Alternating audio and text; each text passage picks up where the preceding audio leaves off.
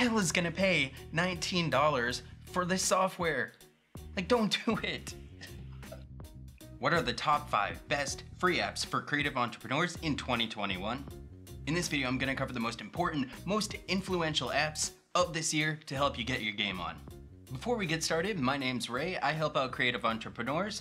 Make sure that you hit subscribe if you want more tips like this. Make sure that you stick around until the end because these tips are only gonna get better and better. In this video, I am gonna be focusing on desktop apps. However, in the future, I will come out with a mobile version. And if at any point during this video, you feel the yearning to smash that like button, I'd greatly appreciate it.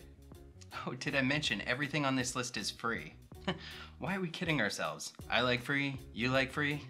Let's do this. Before I start off on this list, I do just want to let you know really quickly that everything that I discuss in this video is going to be linked down below in the description. So starting off with number 1 is the tried and true DaVinci Resolve and Fusion. Although Fusion comes with DaVinci Resolve, they actually have a separate standalone program for it, so that way you can do motion graphics and 3D animations without the overhead of the extra video editor software, and that's the reason why I mentioned it separately. You already know about the software, I talk about it all the time on this channel. This is my go-to video editor software, and it has been since I started with it like 4 years ago? I don't know, I kind of lost count at this point. So in case you don't know, this software is available on Linux, Windows, and Mac OS. Although like anything else that requires assembly and comes with a manual that you didn't read, setting up the Linux version is a little bit more complicated than it should be. And just like that time when you decided to save money on repairing your car, you may end up with a few extra screws and bolts once you're done ripping it apart and putting it back together again. I'm gonna tell you, the number 1 reason why I started with DaVinci Resolve is because it is free. Like 100% free. There is a paid version and it's definitely worth it if you're gonna use those features. And the cool thing is, if you do pay for it, not only is the license gonna work for both Fusion and DaVinci Resolve, but it's gonna work on 2 systems, as long as you get the licensed version and not the dongle version, because the dongle, you can only plug a USB into one computer at a time. But it's really just like a 2-for-1, so why not? More importantly though, there's a ton of free training tutorials and books online, on YouTube, on Blackmagic Design's own website. And the video tutorials that they have on Blackmagic Design's website are actually made by Blackmagic Design and the same people who wrote the books. Now you can either pay for the books on Amazon or you can just download them for free off of their website. One last really cool thing about it that separates it from Premiere Pro or Final Cut Pro or any one of those, which is actually this line right here where Grant Petty, the CEO of Blackmagic Design, states, "Best of all, DaVinci Resolve is absolutely free. We made sure that the free version of DaVinci Resolve actually has more features than any other paid editing system.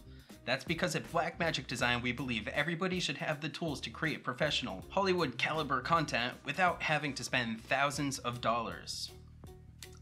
Yeah.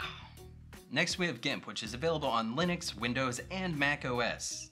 And GIMP has been my go-to image manipulation software for over the last decade because Photoshop and Linux don't really play together very nicely.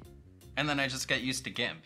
And now Photoshop is ridiculously expensive at like $600 a year or something like that. It's also very expandable, so you can download plugins, filters, brushes, you name it, and really just expand the capabilities that GIMP has to offer, and there's websites that you can do that with. GIMP did used to have its own repository where you could download everything from there, but unfortunately it's kind of defunct at this moment, and you do have to use Google to search. However, if you are using Linux, then a Linux repository will definitely have GIMP, like plugins and GIMP extras and all of that, so, feel free to try that out. Unlike everything else on this list, GIMP has no pay features whatsoever.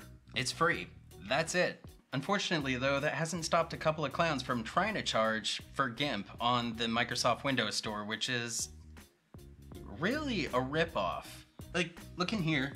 First of all, nobody's gonna pay $4.29. You don't even have your version correct. The version out right now is 2.10.22. This one doesn't say how many people bought it. I'm guessing nobody bought it. Moving on to the next one, $3.49. The same exact thing. Over to the next one, $18.49. Who the hell is gonna pay $19 for this software? Like, don't do it.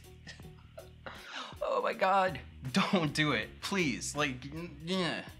What is wrong with people? 74 people paid almost $20 for this software. No, stop. Go online, go to GIMP.org, download it for free. In fact, GIMP says that GIMP will always be free. Click here, click download, boom, you're done. Oh my God, I can't, like, no, seriously, like, looking at this, who the hell is paying this money? I do want to say though, the number one thing that most people complain about when they're using GIMP is the non-user friendly interface. Because it's not the cleanest look, and you know, if you want to pay $600 a year, you can get a better looking version from Adobe, but it's free and you get what you pay for. It is worth noting that they are working on a new version, which is version 3, that is set to come out at some point in the future. And hopefully it looks nicer. Moved on to the next one, we have Lunacy, which is available for Windows only. It is the Windows version of Scratch. So if you have a Mac and you use Scratch, you already know what it is. Lunacy is a graphic design software which completely blows Canva out of the water. Like, yeah, the flexibility is just so much better.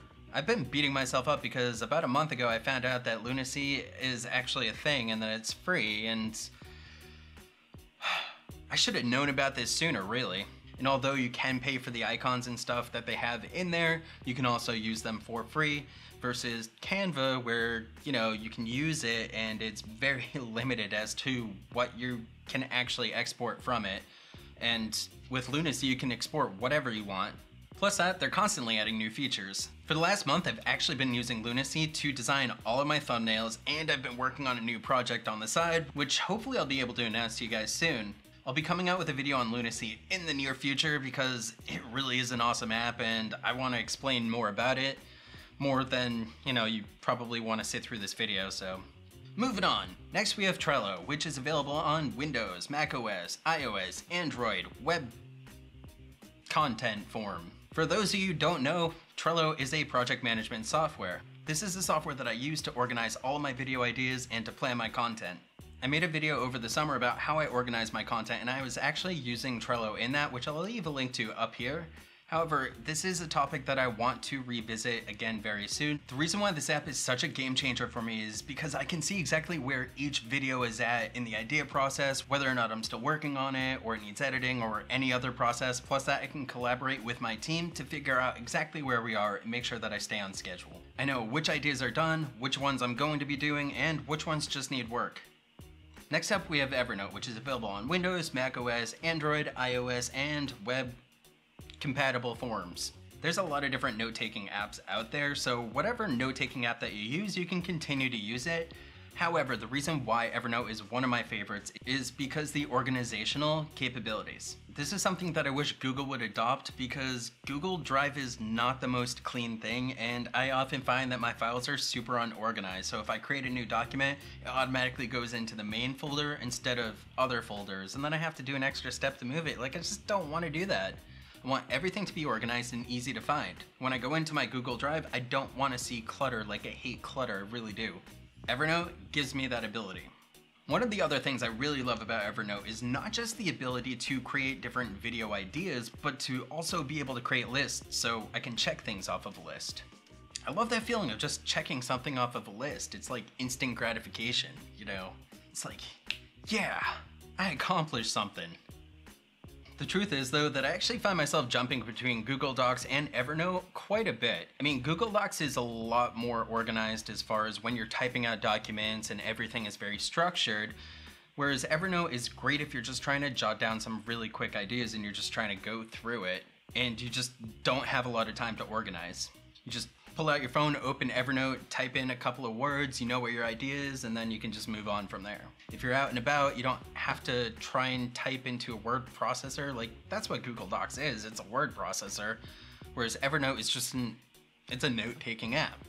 They just make it easy, so that's why I like it. So do you use anything on this list? I wanna know, let me know down in the comments below, of course. Did I leave anything out, or is there an alternative that you prefer? I also wanna know about it. Don't forget to smash that like button if you got value out of this video. Hit subscribe because you know I'm coming out with more videos, of course. And until next time, I'll catch you later.